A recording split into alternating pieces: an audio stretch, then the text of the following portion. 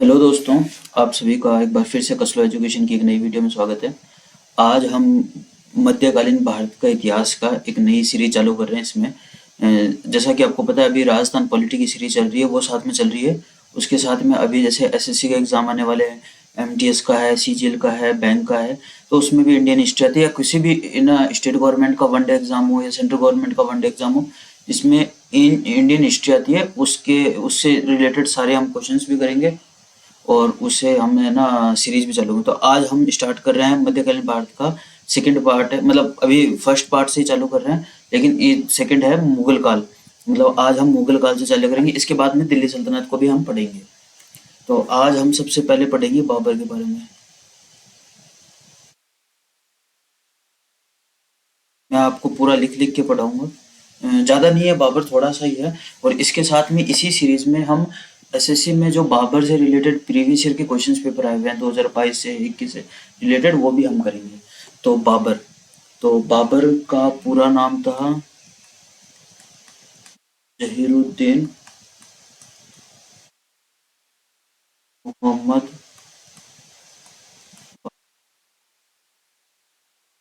पूछ सकता है पूरा नाम, ये जहीरुद्दीन मोहम्मद बाबर था। ठीक है, फिर आता है इनका जन्म। जन्म है 14 फरवरी 1483, फरगना, इनका जन्म। ठीक है। और इनकी आत्मकथा, कुछ फैक्ट्स हैं इनकी, डायरेक्ट मेनली फैक्ट्स हैं जिसको अपन को याद करना। आत्मकथा तो वो है बाबरनामा से। इसमें एक फैक्ट और मैं बता देता हूँ। मुगल काल से रिलेटेड आगे जितने भी कॉइन्स थे मुगल काल या उसके बाद के, उनमें सब में कॉइन्स में फारसी हमको मिलती है, जबकि दिल्ली सल्तनत का जितने भी कॉइन्स थे, जितने भी राजवंश के कॉइन थे, वो हमको मिलते हैं अरबी के अंदर। तो ये भी क्वेश्चन पूछ सकता है। ठीक है, अब आगे इनके पिता। पिता थे मिर्जा, वीएस मिर्जा। ठीक है। और ये थे तुर्क। मतलब जो बाबर था वो इनके पिता का फिफ्थ वंशज था, मतलब तुर्कों का पांचवा वंशज था। माता माता थी कुतलुक निगार खान। और ये थी मंगोल। बाबर जो था वो 14वां वंशज था। ठीक है, ये हो गए बाबर। अब इन्होंने क्या किया, मतलब ये उधर फरगना की तरफ थे, तो ये बहुत कम उम्र में ही राजा बन गए थे। तो बट इन्होंने जब आगे परगना से आगे अधिकार करने की ट्राई की, तो इन्होंने परगना को भी, मतलब इनके जो भाई वगैरह थे उन्होंने अधिकार कर लिया था, तो इनको सब जगह से भगा दिया था। तो 1504 में जो मैन मैन अपने इम्पोर्टेंट है, मैं वही बात कर रहा हूँ। 1504 में काबुल पर इन्होंने अधिकार किया और बादशाह की उपाधि धारण की। इनकी दो तीन उपाधि आती है जो कोई क्वेश्चन में आ भी सकती है। ठीक है। अब फिर आ जाते हैं इंडिया के ऊपर बात करते हैं। तो मेनली बताया जाता है कि बाबरनामा में भी बाबर अपने आत्मकथा में लिखता है कि भाई उनको जो भारत पर आक्रमण करने का जो है वो इब्राहिम लोदी के चाचा और जो राणा सांगत है उन्होंने आमंत्रित किया था। ठीक है, तो अब बाबर के भारत पर आक्रमण।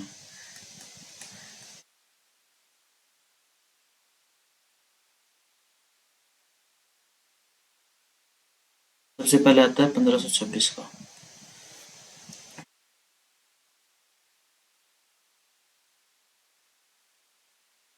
पानीपत का प्रथम युद्ध। इनको याद करने का सीधा एक ही तरीका है, एक छोटा सा व्हाइट बोर्ड ले आओ घर पे, जो आपके मैथ रीजनिंग हर सब्जेक्ट में भी काम आ जाएगा। उसमें आप जितनी बार लिखोगे इनको, वो उतनी बार ये चीज याद होगी। तो इनमें कौन था, एक तरफ था बाबर वर्सेस दूसरी तरफ था इब्राहिम लोदी।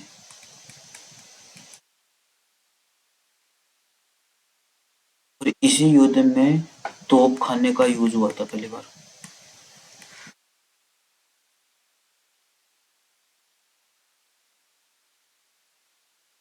ठीक है।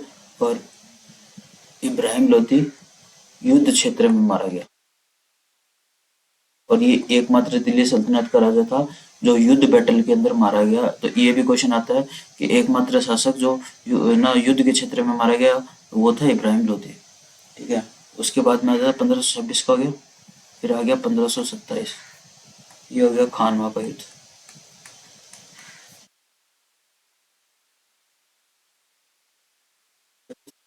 ये था बाबर वर्सेस राणा। इसमें भी बाबर विन होता है, जीतता है, और ये जीतने के बाद में बाबर ने गाजी की उपाधि धारण की थी।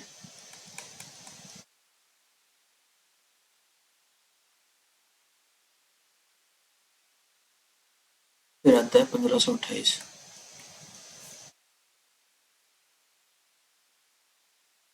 चंदेरी का युद्ध।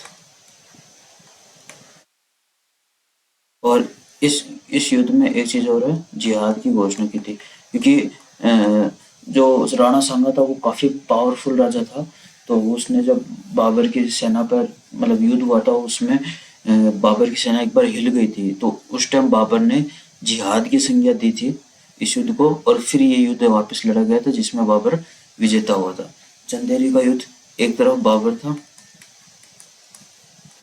बाबर वर्सेस मेदिनी राय।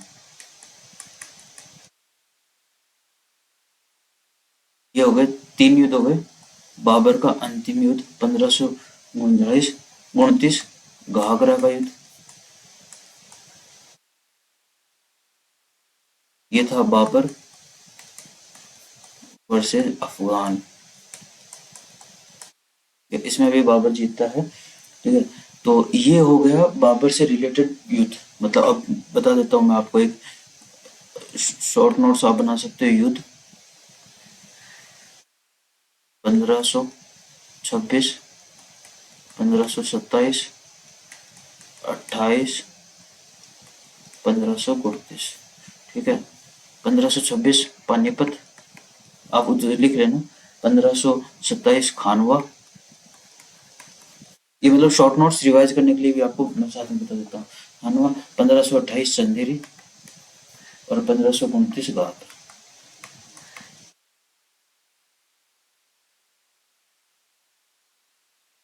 अब आ जाता है 1530 नेक्स्ट ईयर। इसमें डेथ हो जाती है, बाबर की मृत्यु जाती है 1530 में, और इसको आगरा में दफनाया जाता है।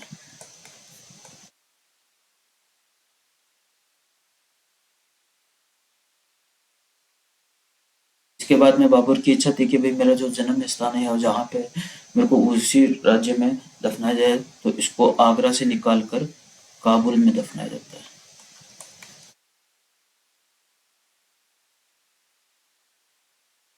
तो ऐसा भी क्वेश्चन आता है कि ऐसा कौन सा मुगल शासक था जिसको 2 बार दफनाया गया, तो वो बाबर था, जिसको पहले आगरा में दफनाया गया और फिर काबुल में दफनाया गया। ठीक है, इसके 4 पुत्र थे।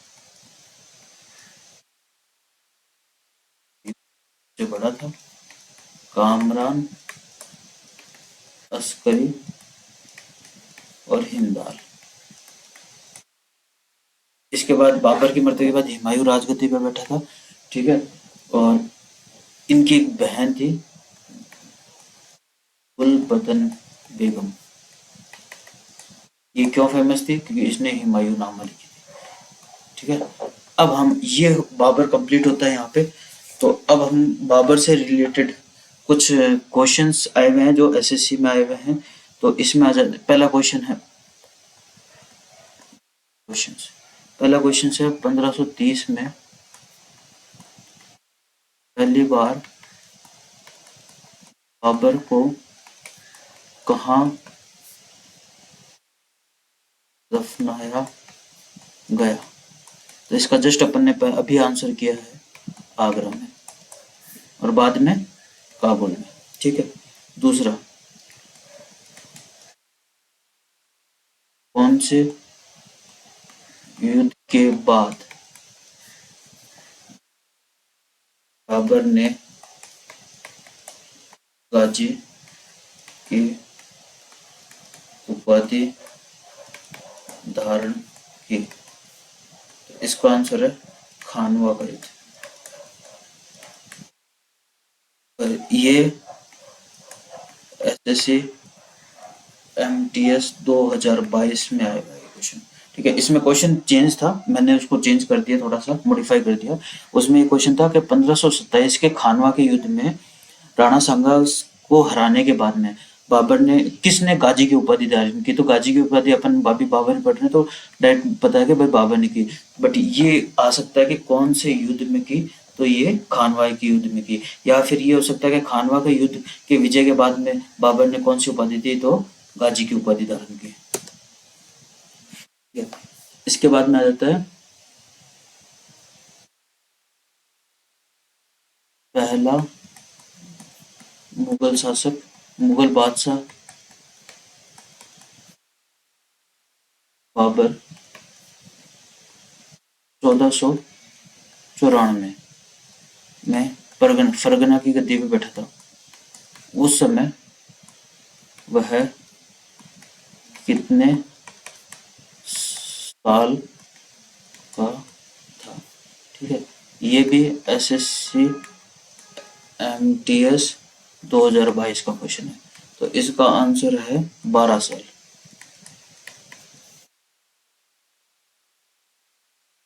इसके बाद में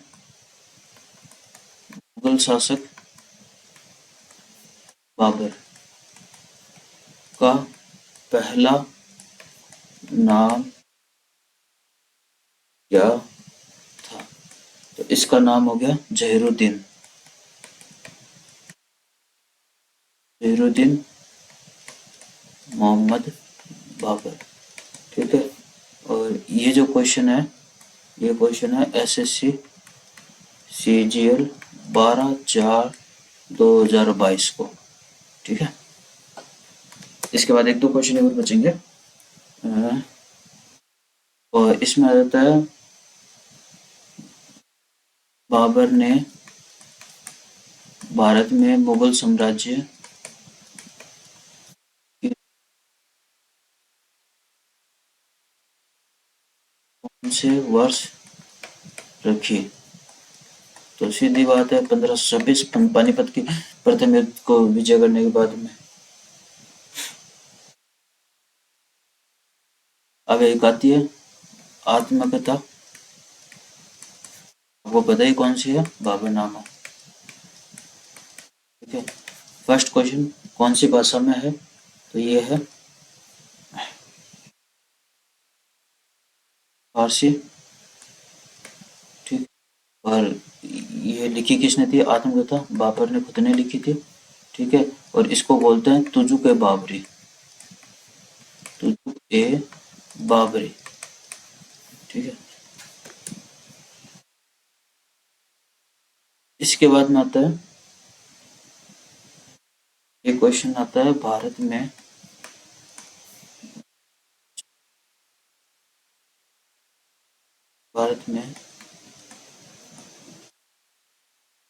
वास्तुकला की 4 भाग शैली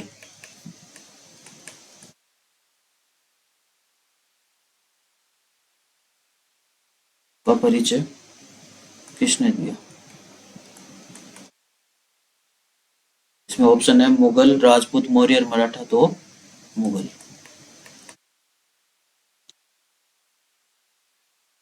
चार बाग में मतलब होता है ये चार चार का प्रतिनिधित्व करता है, जबकि बाग बगीचे का प्रतिनिधित्व करता है। ठीक है, तो मतलब ये चार जो है वो चार चार का प्रतिनिधित्व करते हैं, और बाग है वो जो बगीचों का प्रतिनिधित्व करते हैं। तो बाबर से रिलेटेड हमने यहाँ पे क्वेश्चंस किए हैं, बाबर से रिलेटेड हमने थ्योरी भी पढ़ी है। तो ये वीडियो यहीं खत्म होती है। आई होप आपको ये वीडियो अच्छी लगी होगी। आपको कैसी लगी चैनल है ना, आप कमेंट करके जरूर बताएं। नए हैं तो चैनल को सब्सक्राइब करें और अपने फ्रेंड्स के साथ शेयर करें। ये एसएससी के जितने भी एग्जाम है, CGL MTS या सिलेक्शन पोस्ट जो भी आने वाली है अभी, ठीक है, वो हो गया। उसके बाद में बैंक या फिर स्टेट गवर्नमेंट के, कोई भी स्टेट गवर्नमेंट जहाँ पे इंडियन हिस्ट्री आती है,